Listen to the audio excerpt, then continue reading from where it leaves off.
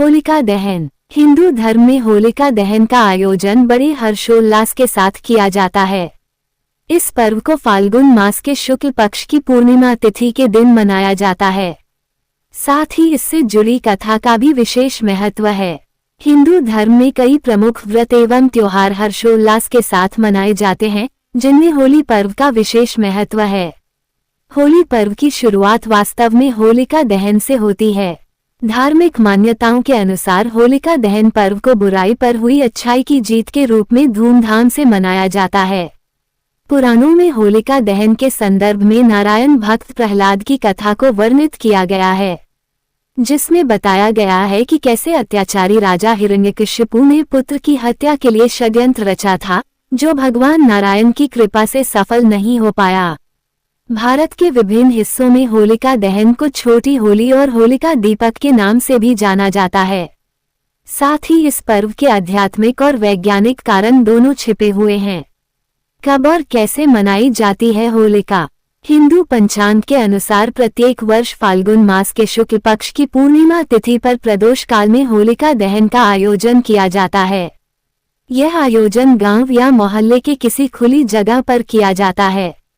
खास लकड़ियों से तैयार की गई चिता पर गोबर से बने होलिका और भक्त प्रहलाद को स्थापित किया जाता है, जिसे गुलारी या बड़कुल्ला के नाम से जाना जाता है।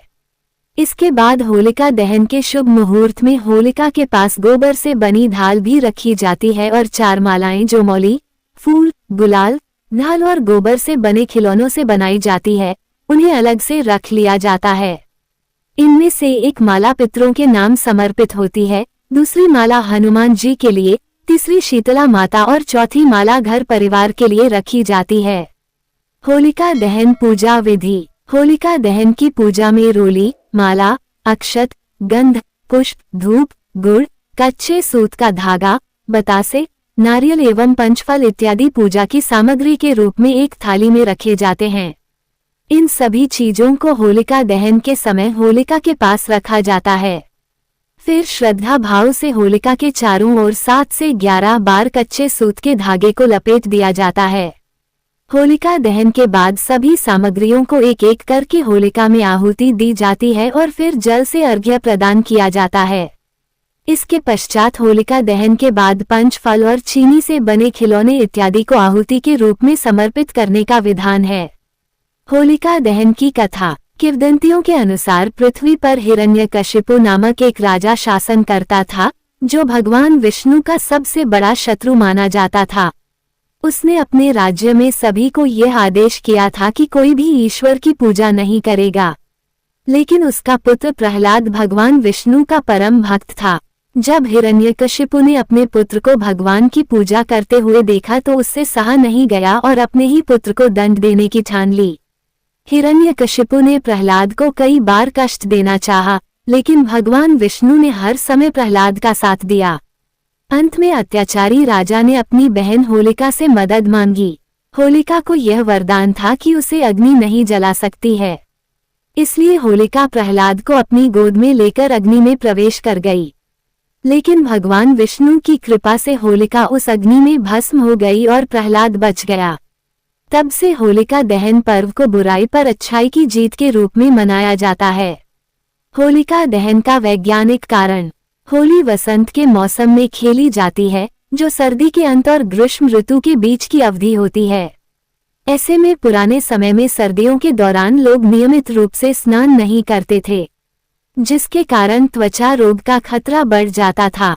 इसलिए होलिका दहन के पीछे छिपा वैज्ञानिक कारण यह है कि इस पर्व के दौरान जलाई गई लकड़ियों से वातावरण में फैले हुए खतरनाक जीवाणु नष्ट हो जाते हैं और होलिका की परिक्रमा करने से शरीर पर जमे हुए कीटाणु भी अलाव की गर्मी से मर जाते हैं।